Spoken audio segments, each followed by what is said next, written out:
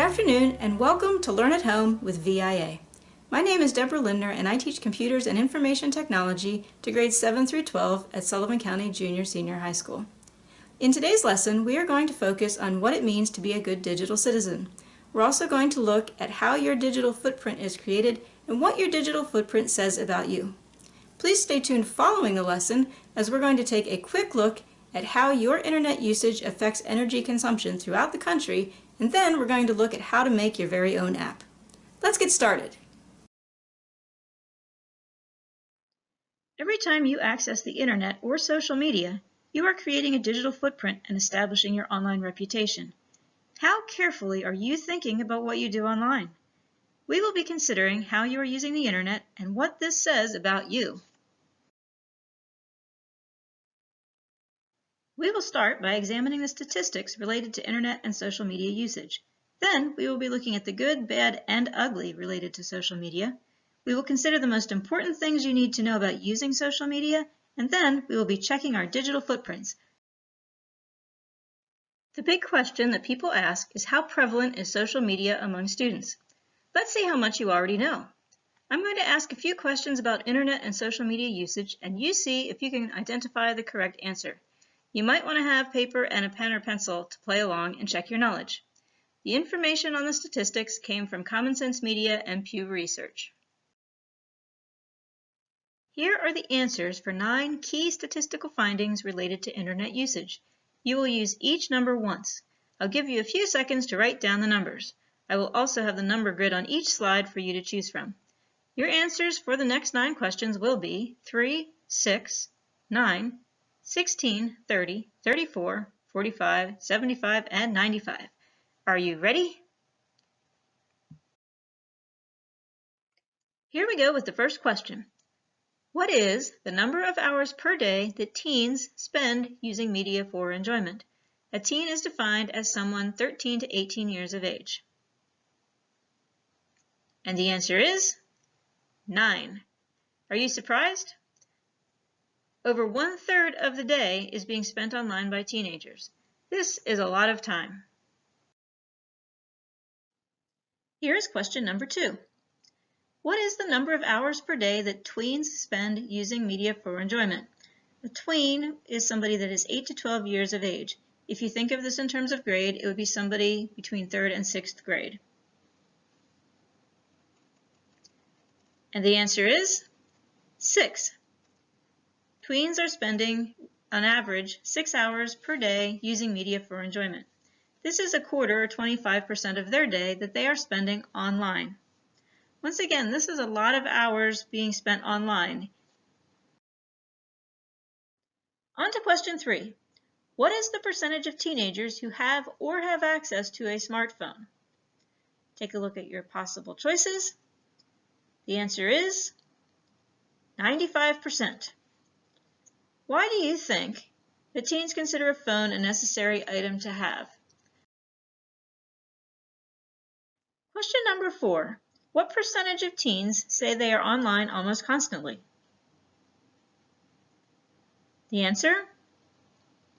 45%. Why is being online almost constantly a problem? Because this sounds a whole lot like internet addiction, and this is becoming a problem. We will talk about this later in the lesson. Here's question number 5. What percentage of time do you spend online creating art, music, writing, doing programming, or other creative endeavors? And the answer is 3%. Originally, the internet was created as a tool. It was used to process information, create, communicate, and now the internet is used mainly as entertainment. Do you find the change good or bad? Why?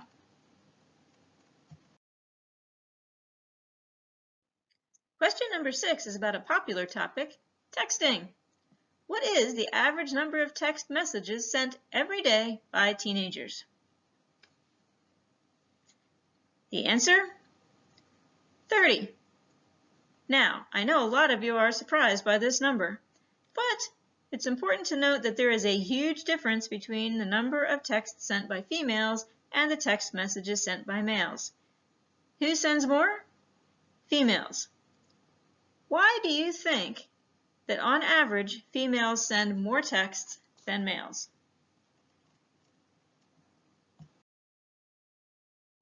Questions 7 and 8 both relate to a much more serious topic, the topic of cyberbullying.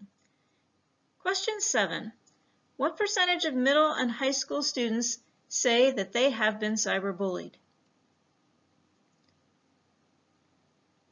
Shockingly, the answer is 34%. Roughly a third of high school and middle school students say that they have been cyberbullied.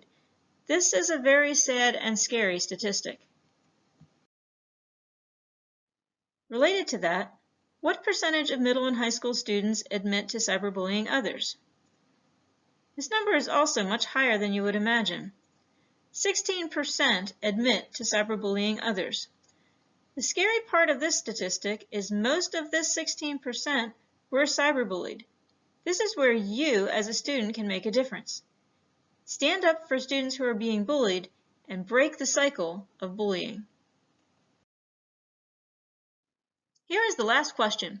What percentage of teenagers have profiles on social networking sites? If you've been keeping track of the numbers, there's only one left, 75. So 75% of teens have a profile on at least one social media platform. So we know that teens are using social media. Thinking back over these 9 key statistics, which one surprised you the most? Why? Social media is not good or bad in and of itself. There are good, bad, and ugly uses and effects of social media. Let's start by looking at the good points of social media. I am going to give you 10 seconds to write down or make a mental note of 3 good positive ways you can use social media. 10 seconds starts now.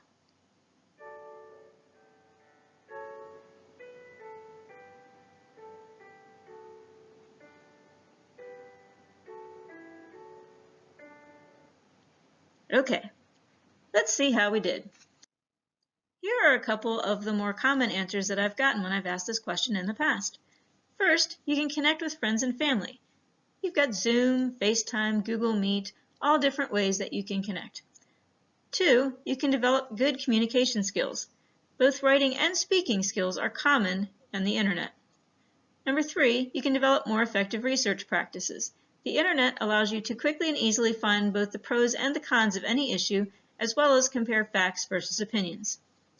Number 4, you can stay informed on current events. This is especially noticeable now when people are keeping track of the pandemic. And number 5, you can use it to champion social causes. One of the most successful social causes promoted was the Ice Bucket Challenge. Started in 2014, the Ice Bucket Challenge raised over $62 million for ALS research. Social media played a huge role in getting people involved in this effort. There's a great video that describes how social media was used effectively to help raise money. It is found on the PBS Learning Media website. Unfortunately, there are also negatives to social media. Get your paper and pencil ready. You have 10 seconds to write down 3 negative effects of social media. Ready? Go.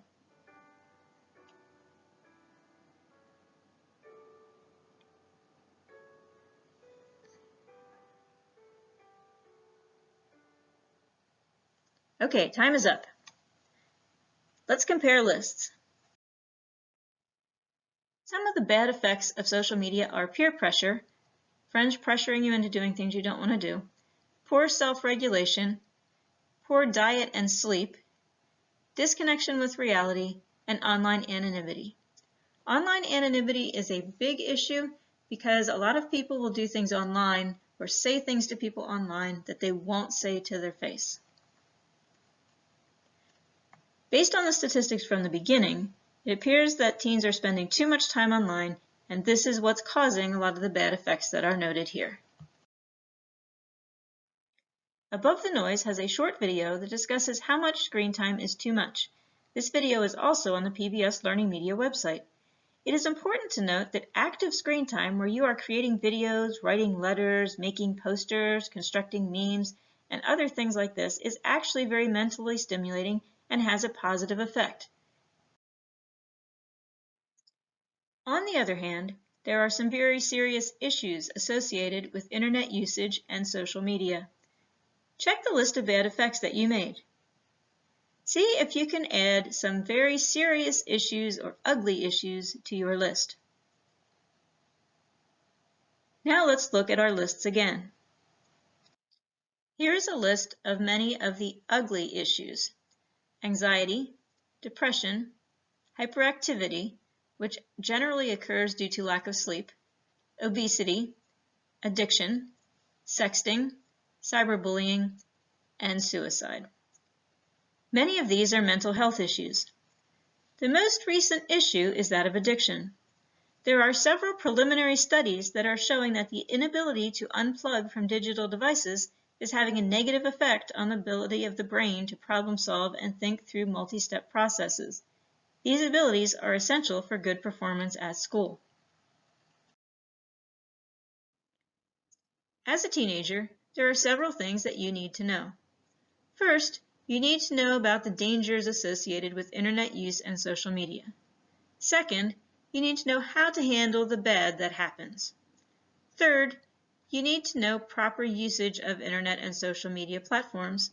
And four, you need to be able to consider potential consequences of your actions on the internet. We will be going through these in a little bit more detail.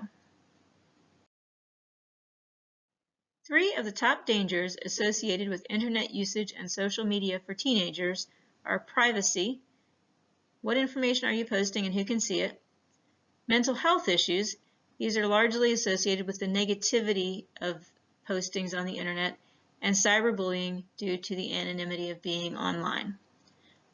These top 3 can lead to anxiety, depression, and suicide.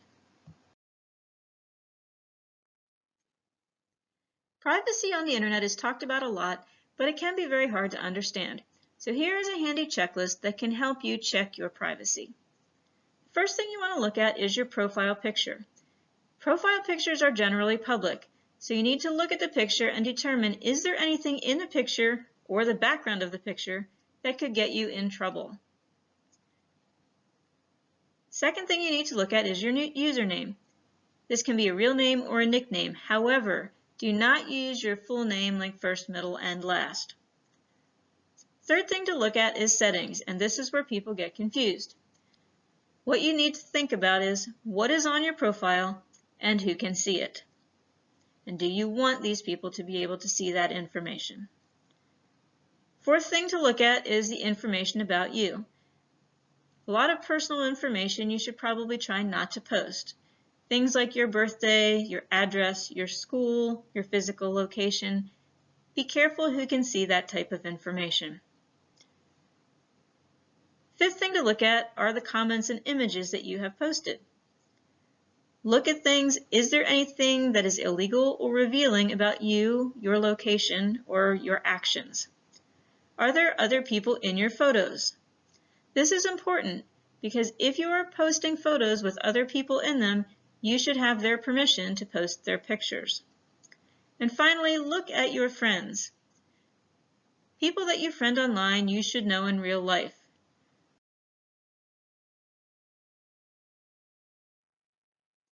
One vital skill for you to have as a teenager is to be able to handle the bad that gets posted online. One easy way to do this is to block the person that's posting things that you don't like, or unfriend them. Second, you can report them to the social media platform. There's generally a tool within the social media platform to do this. Third, talk to an adult that you trust. It can be a parent, a caregiver, a relative, a teacher, a religious leader, a counselor, anyone who you trust. The important thing is to get help. And if you are having mental health issues, if you're feeling anxious or depressed, or you're starting to think about suicide, please call the hotline. Hotline is 1-800-273-TALK. TALK is 8255. The important thing is to make sure that you get help. One way to help reduce the bad is to use the internet properly. This means being a good digital citizen. Let's look at what being a good digital citizen means. Most importantly, this means staying safe online. Know who you are interacting with on the internet. Don't friend people you don't know, and definitely avoid using unknown apps or clicking on ads.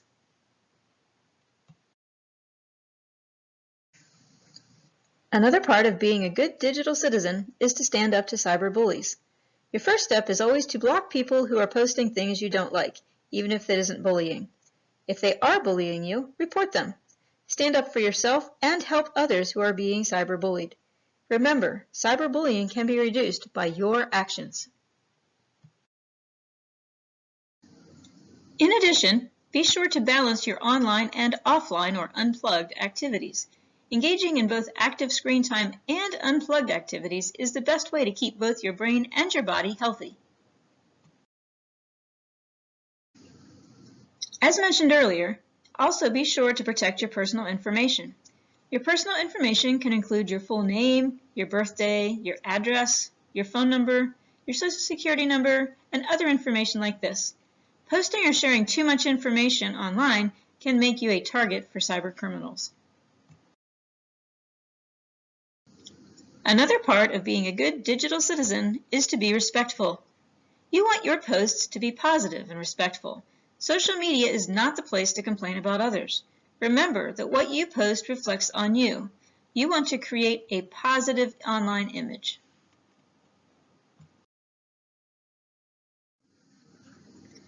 One area of proper usage that teens tend to forget about is copyright. We need to respect the copyright of others. It is very easy to copy and paste a picture that you like from another website.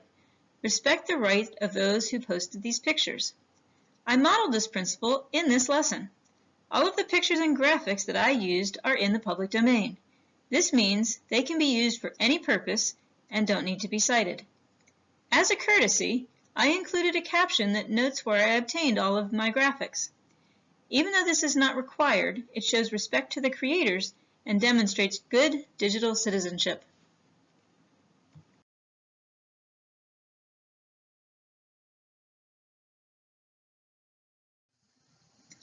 A final way to be a good digital citizen is to manage your digital footprint. We will be looking at this in more detail in a moment. Proper usage of the internet and social media should be easy. Be positive, be kind, be inspiring, be helpful. The objective is to make people feel good. Take a minute and think about your favorite post. Why was this your favorite? Did it make you laugh? Did it make you smile? Did it make you feel good? Now think, what is one thing that you can do today to have a positive impact online?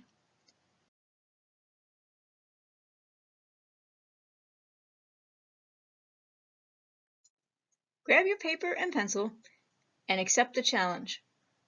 What is one thing you can do today to have a positive impact online? Take a minute and write this down. Think about ways that you could compliment somebody or things that you could do that would be kind or inspiring.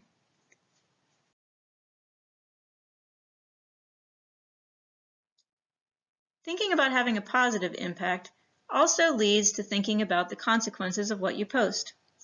Be sure that you think before you post.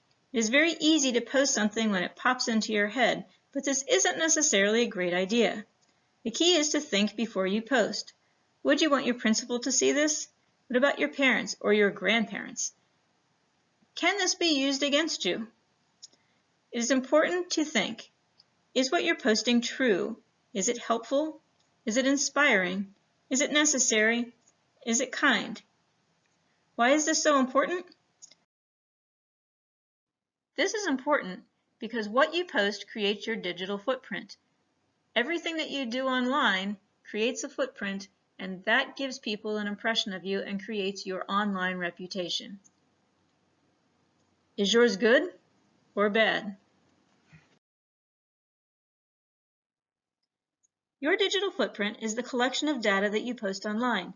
This can include photos, videos, messages, anything that you put online. How do you know what your digital footprint looks like? Well, let's find out. I'll use myself as an example. I Googled my name and images. Here is a screenshot of a portion of the results. 3 of these pictures are related to me. Let's check out my digital footprint. First picture is a school photo. It was posted on LinkedIn, which is a professional networking site. The second photo shows me with a colleague at a National Cyber Institute conference workshop. The third photo shows a snowy evergreen. This is a picture that I took, and I'm using it as my Twitter profile photo. So what do these pictures say about me? From these pictures, it appears that I'm still learning, that I'm working with other professionals, and that I love nature. So based on these characteristics, my digital footprint and my digital reputation look pretty positive.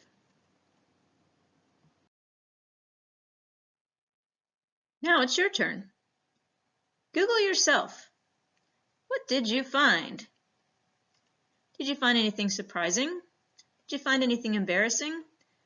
Did you find anything that you didn't think was going to be there, or that perhaps a friend posted that you weren't aware of?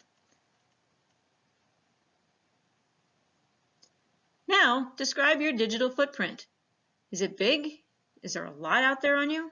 Is it very small? You couldn't find much information? Is it positive or is it negative?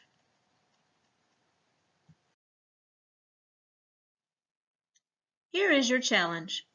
Considering our lesson today, what can you do to improve your digital footprint and ensure that your digital reputation is positive? We've looked at the good, the bad, and the ugly of internet usage and social media. We've looked at things that you should know and how to think before we post. Let's look at some ideas for things that you can do today. You could post compliments. You could make a helpful video. You could create an app. And there are many other things that you could do. Fill in the blank. So start small, compliment somebody, make a nice comment, but think, what can I do today? You have the power to be positive. Let's make it happen. Interested in learning more about digital citizenship and your digital footprint? Check out the resources below. Here you will find articles, information, videos, games, and interactive activities. Thank you for joining me here on Learn at Home with VIA. I hope that you have a better understanding of how to be a good digital citizen, how you create your digital footprint, and what your digital footprint says about you. Please tune in again at 3 o'clock to get a quick look at how your internet usage affects energy consumption, and then keep watching to see how you can make your very own smartphone app. Thanks for watching and have a wonderful day.